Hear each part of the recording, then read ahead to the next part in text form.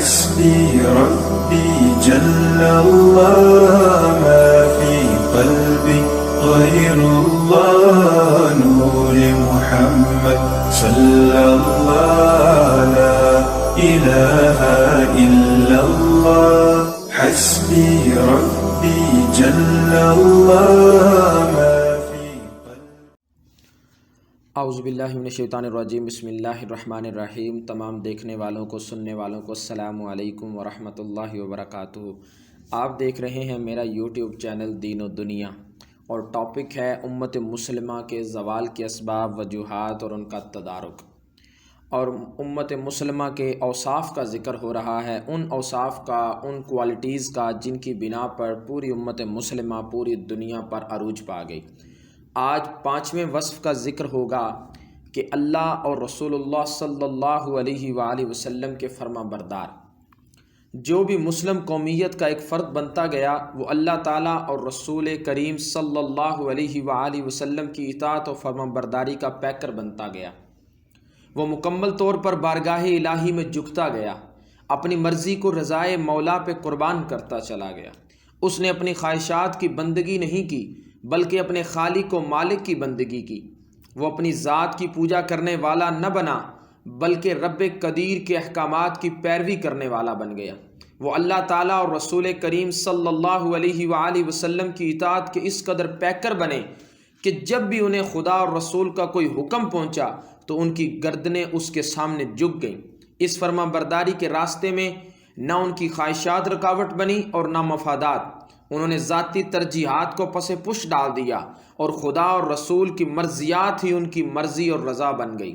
اس اطاعت و فرما برداری کی ایک جھلک دیکھنی ہو تو غزوہ تبوک سے پیچھے رہ جانے والے حضرت ابی بن کعب کا واقعہ پڑھیے، آپ کو پتہ چل جائے گا کہ وہ کس طرح اللہ اور اس کے رسول کے فرما بردار تھے، اور کیسے جب اللہ اور اس کے رسول کا کوئی حکم آ جاتا تھا تو وہ اپنی دوستیاں، اپنی رشتہ داریاں، اپنے تعلقات، اپنے مفادات کو ختم کر دیتے تھے اور اللہ اور اس کے رسول کے حکم کے سامنے اپنے سر کو خم کر دیتے تھے۔ جب رسول اللہ صلی اللہ علیہ وسلم نے لوگوں سے بات کرنے سے منع فرما دیا تو ہم ایسے ہو گئے جیسے ہمیں کوئی جانتا ہی نہیں ہے۔ کہتے جب ہمارے بارے میں اللہ کے رسول نے یہ فرمایا نا کہ ان سے بات نہیں کرنی، تو کہتے ہیں ہم ایسے ہو گئے جیسے ہمیں کوئی جانتا ہی نہیں ہے، گویا آسمان و زمین بدل گئے ہوں۔ غرض 50 راتیں اسی حالت میں گزر گئیں۔ میں لوگوں کی خاموشی سے تنگ آ گیا اور پھر اپنے چچا زاد بھائی ابو قتادہ رضی اللہ تعالیٰ عنہ کے باغ میں دیوار پھاند کر گھس گیا اور سلام کیا، اور اس سے مجھے بہت محبت تھی۔ وہ میرا بڑا گہرا دوست بھی تھا، چچا زاد بھائی بھی تھا، مگر خدا کی قسم اس نے میرے سلام کا جواب نہیں دیا۔ تو میں نے ان سے کہا ابو قتادہ رضی اللہ تعالیٰ عنہ، میں تمہیں اللہ تعالیٰ کا واسطہ دیتا ہوں، کیا تو نہیں جانتا کہ میں اللہ تعالیٰ اور اس کے رسول سے محبت کرتا ہوں؟ وہ خاموش رہے۔ میں نے پھر دہرایا، انہیں واسطہ دیا، وہ پھر خاموش رہے۔ میں نے پھر کہا اور انہیں خدا کا واسطہ دیا تو وہ کہنے لگے اللہ اور اس کا رسول صلی اللہ علیہ وآلہ وسلم ہی بہتر جانتے ہیں۔ میری آنکھیں چھلک پڑیں اور میں دیوار پھاند کر باہر نکل آیا۔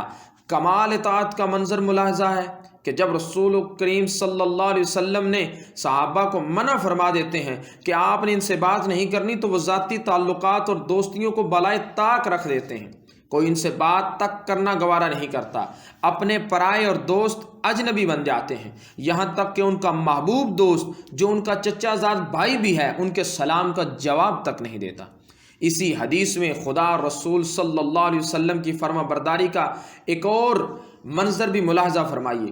حضرت کعب رضی اللہ تعالیٰ عنہ فرماتے ہیں ابھی 40 راتیں گزری تھیں اور 10 دن باقی تھے کہ رسول کریم صلی اللہ علیہ وآلہ وسلم کے قاصد حضرت خزیمہ رضی اللہ تعالیٰ عنہ نے میرے پاس آ کر مجھے رسول کریم صلی اللہ علیہ وسلم کا حکم سنایا کہ تم اپنی بیوی سے الگ رہو۔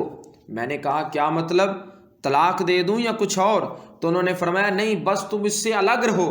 کمال اطاعت کا اندازہ لگائیے کہ حکم پہنچنے پر وہ اپنی رفیقہ حیات، اپنی وائف کو چھوڑنے میں بھی کوئی تعامل نہیں کرتے، کوئی دیر نہیں کرتے۔ جب اللہ اور اس کا رسول کا حکم آ گیا تو ہم حاضر ہیں۔ یہ تو وہ بات ہے۔ اور شراب کے عادی لوگ، وہ شراب بیچا کرتے تھے، شراب کا کاروبار کرتے تھے، صبح و شام شراب پیتے تھے۔ شراب کے عادی کے لیے شراب چھوڑنا کتنا مشکل ہوتا ہے۔ عموماً یہ خیال کیا جاتا ہے کہ یہ ناممکنات میں سے ہے، چھٹتی نہیں ہے منہ سے، یہ کافر لگی ہوئی، اس کے بارے میں یہ محاورے بولے جاتے ہیں۔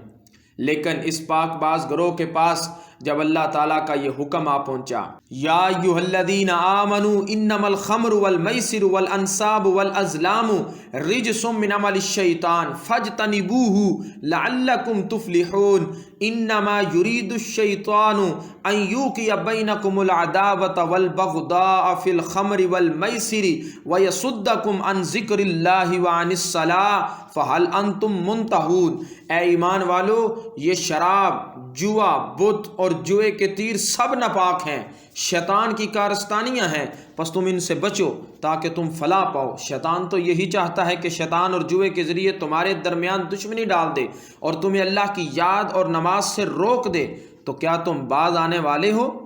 یہ سورۃ المائدہ کے الفاظ ہیں۔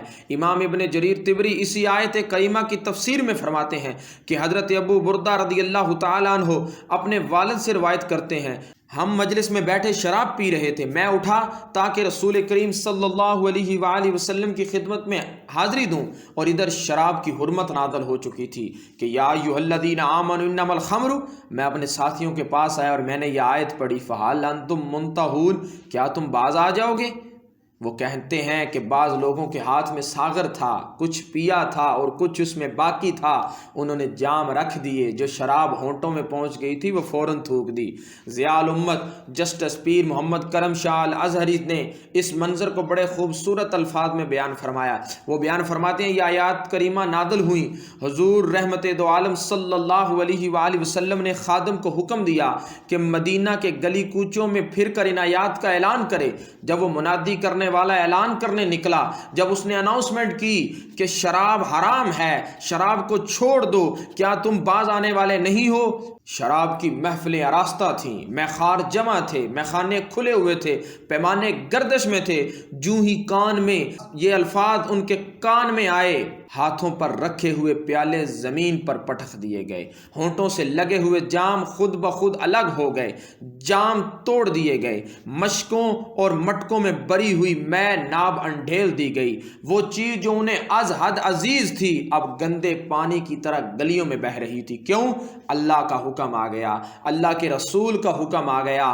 ان کے لیے جو بھی چیز سامنے آ جاتی، اللہ اور اس کے رسول کے حکم پر وہ ہر چیز چھوڑنے کو تیار تھے۔